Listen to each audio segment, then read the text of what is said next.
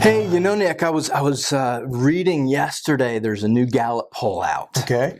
and it found that 74% of Americans identify themselves with the Christian faith. Wow. Come on. That's 220 million people in the United States alone that identify themselves with, God, Yahweh, Yeah. or Jesus. 220 million. That's a lot of people, man. It's a lot of people. Yeah. It really is. And it got me thinking that, in Matthew 9:37, Okay. Jesus says the harvest is plentiful, but the workers are few. So let me get this straight. You probably were a little confused by reading that scripture and that recent Gallup poll saying 220 million Americans identify with Jesus, and you're going, okay, so I'm no mathematician, but 220 million does not seem like a few, right? No, it You're going, that's plenty of workers, so there is a disconnect somewhere. And so I think so. That disconnect is something that we probably need to look at and pay attention to, right? It really is, and it did get me starting to look a little bit deeper, and why is it that if we have so many people that have a faith in God, yet we see the world have much more of a Hollywood culture than a kingdom culture? Yeah. It didn't make sense to me. And I actually found a person in the Bible that had a very similar characteristic. All right, and who was that? Lot. Lot.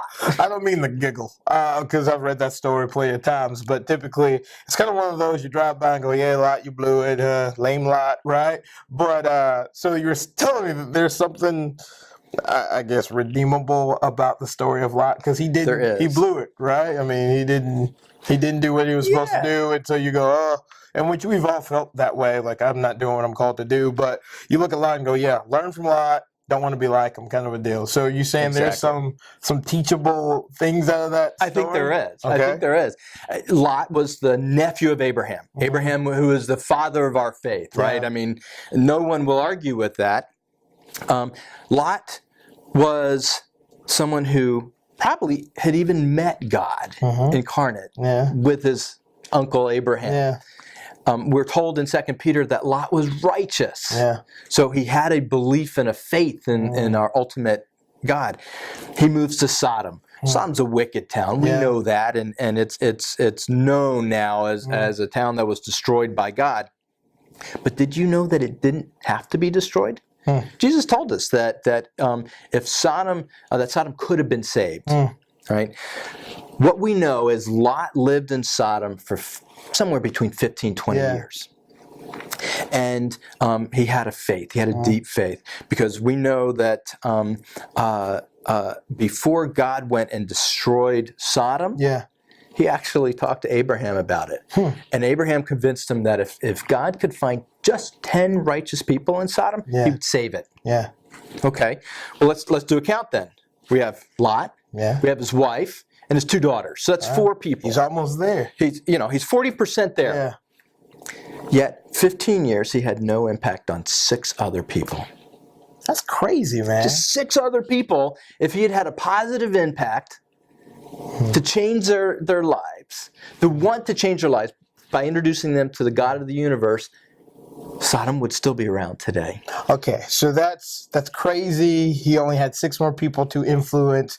So I'm sitting here and thinking to myself, okay, so that's great information. So what does that have to do with me right now? So where I am as I'm navigating life, dealing with my family, what does the story of Lot and his lack of influence and maybe his not really getting it about the invitation that the Lord had given him, what does that have to do with us now? And how does that impact us walking forward? Nick, I think that Sodom and Lot are a metaphor for us today. Okay. Right? 220 million believers, yet the action of those 220 million don't seem to line up, just like Lot. Inactivity, inaction didn't line up to find just 6 other righteous people. God's still looking for his righteous today. Come on.